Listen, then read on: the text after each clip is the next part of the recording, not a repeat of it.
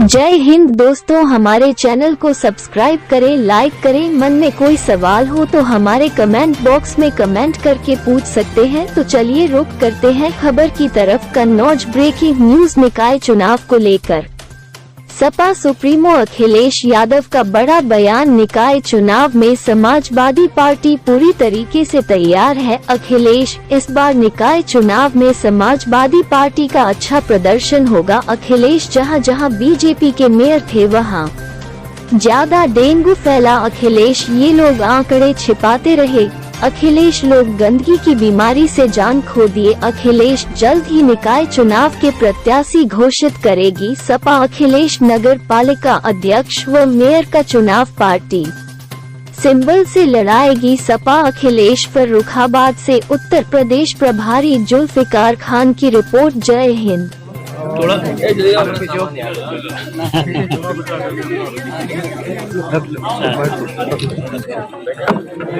भैया आप लोग पीछे हो जाओ।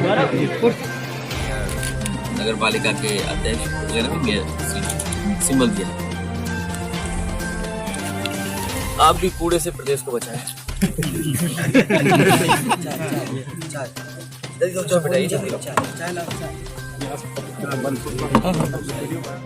कल इनके पिताजी का देहांत हुआ। कल इनके यहाँ 13वीं है और कार्यक्रम है, उसमें शामिल नहीं हो पाऊंगा। इसलिए आज ही जब विजय बहादुर पाल जी के यहाँ अकस्मात उनका निधन हुआ, उनके परिवार से मिल के आया हूँ। मैं वहाँ श्रद्धांजलि देकर के आया हूँ।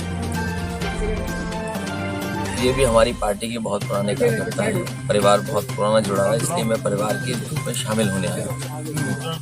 विजय बहादुर पाल बहुत बड़े नेता थे।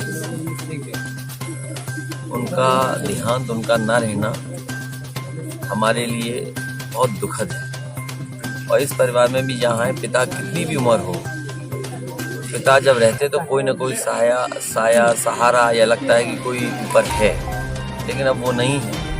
अब पूरी जिम्मेदारी इन्हें और इनके परिवार के और जो बड़े सदस्यों ने निभानी पड़ी।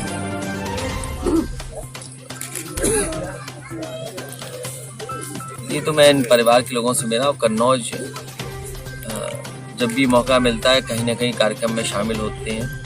और अभी मैनपुरी का चुनाव खत्म हुआ है, रामपुर का चुनाव आपने देखा। ऐसा लग रहा है कि अब बीजेपी की सरकार और दिन रही तो हमारे आपके सब अधिकार छीन लिए जाएंगे।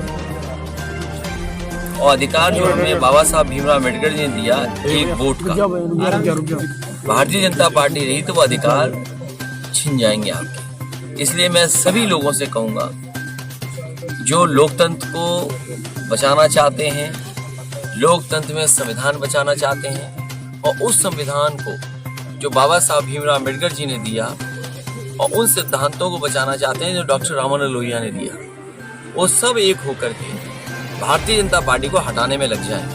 क्योंकि भारतीय जनता पार्टी धोखा, साजिश, फरेब, झूठ और जिस तरीके का काम रामपुर में देखा, आपको घर से नहीं निकलने देता। अगर घर से निकले आप तो अपमानित हो गए, आपको लाठी मारी गई, आपके हाथ पैर को नुकसान पहुंचाया गया। तो अगर लोकतंत्र में इलेक्शन कमीशन का काम ये होता है कि वोट ज्यादा से ज्यादा लोग डाले जाते हैं, लेकिन इलेक्शन कमीशन भी कोई सुनवाई नहीं कर रहा था।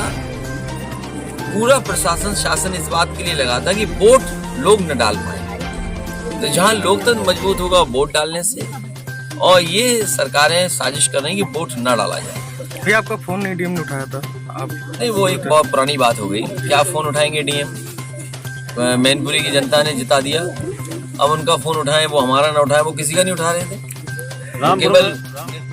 रामपुर में परसेंटेज बहुत कम रहा, इसका क्या कारण है? और सुबह से इधर आ जाओ। परसेंटेज इसलिए कम हुआ क्योंकि पुलिस प्रशासन नहीं चाहता था लोग वहाँ वोट डालें। इलेक्शन कमीशन को ये देखना चाहिए था। तमाम वीडियो आए हैं, तमाम लोगों ने वीडियो शेयर किए हैं, टैग किया है। देखिए, ये टैग करना भी ये सूचना देना है आपको कि देखिए रामपुर में क्या हो रहा है। रामपुर में जो वोट डालने गए उनके हाथ पैर तोड़ दिए गए, जो वोट डालने गए उनको गाली गलौज की गई।